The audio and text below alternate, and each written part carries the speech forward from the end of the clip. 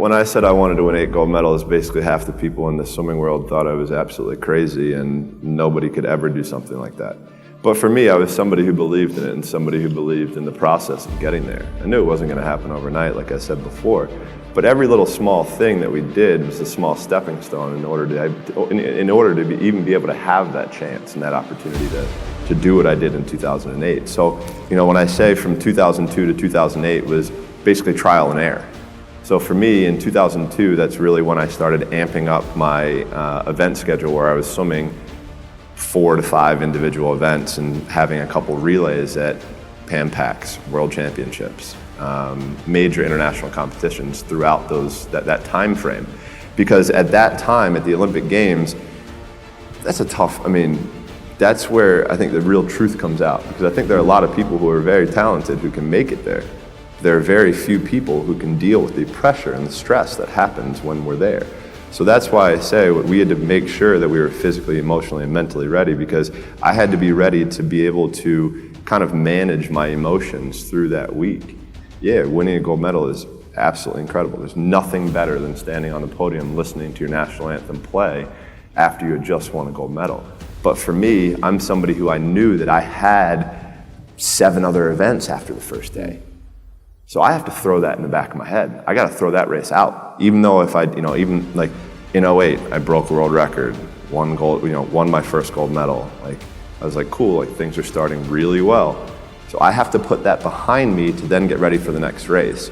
And on top of that, I have to make sure I'm eating the right amount, I'm sleeping the right amount, my body is as fresh as I can possibly be. So that means sitting in an ice tank, getting massages, getting stretched, all of these small things that end up adding up to the major end result. And that was something that we learned through that process. So for us, we always also tried to compare.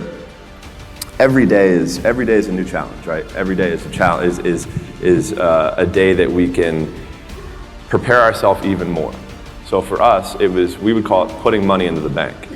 So at the end of the year, when we had a major international competition, we could withdraw that money that we had saved throughout the year. And look, I'll be the first one to tell you, there were a lot of days where I did not want to get out of bed.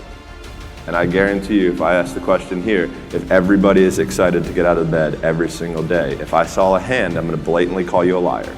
Because we all know that is far from the truth. But if you have those little small goals, those little small things that get you excited when you don't want to, it's going to make it even better and even easier at the end when you're getting ready for a presentation or the end of the year or this or that, whatever event you're leading up to.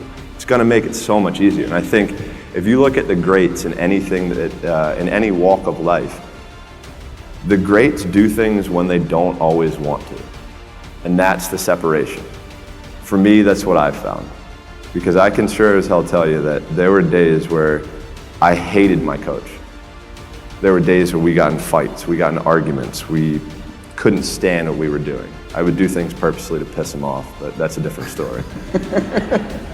But I think that was just really how we worked. Like, he was somebody who was so perfect for me that if I ever would have swam for anybody else, I never would have had the chance to do what I did, because he challenged me in ways and forced my mind to think differently.